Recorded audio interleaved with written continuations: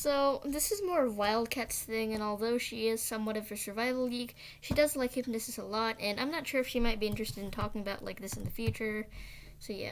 So, what do you think of when you think of hypnosis? The concept of literally controlling somebody's mind and body is complex and fantastical, and to some cruel and inhumane. That was tried by many people, from those weird fake hippie scammers at fairs and stuff to like the CIA themselves. But is it possible? Maybe, but not in the way you think. So surprisingly, hypnosis is used in therapy to reduce stress and cope with anxiety and physical pain. To quote Mayo Clinic, please don't kill me. When you hypnotize yourself, you're more relaxed, more complacent, and more open to suggestions. So what is this state of mind? Time for a neurology lesson, kids. So how the brain works is by sending bursts of electricity through your brain cells or neurons. And these neurons help you process information around you, and the more your brain needs to process, the more frequently you're getting these bursts of energy because your brain needs to update its perception on the world every couple milliseconds.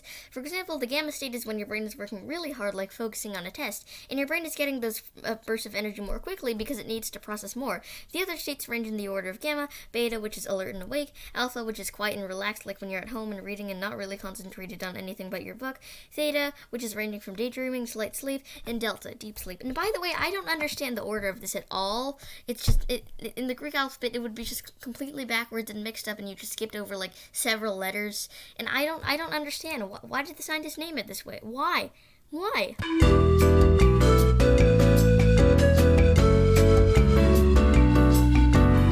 Hypnosis basically is getting yourself in the theta state. You know when you're taking a hot shower but you're on autopilot, daydreaming, and not processing your environment at all? That's what it feels like to be hypnotized. Imagine somebody bringing someone from like stressed and like really aggravated to basically just light sleep. You have to admit, that's pretty powerful. How do you do it? Mental images and word reception. That's it. Basically meditating.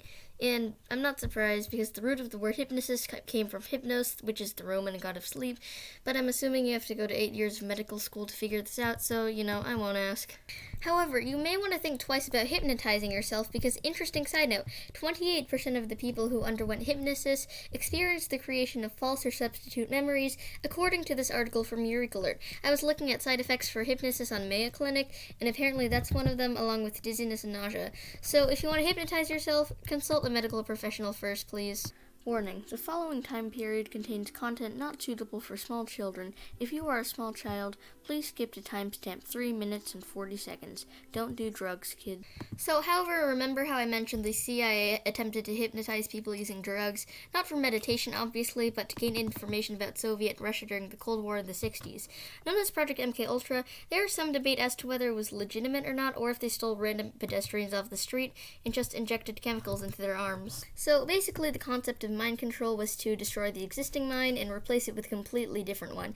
To wipe away the existing mind, scientists observed the effects that various drugs had on the brain, including amnesia, emotional dependence, euphoria, inability to feel pain or shock, etc., etc. Obviously, creating would be much more difficult than destructing, so the first part was considerably more effective than the second, and in the process to achieve mind control of many people insane or with permanent health issues.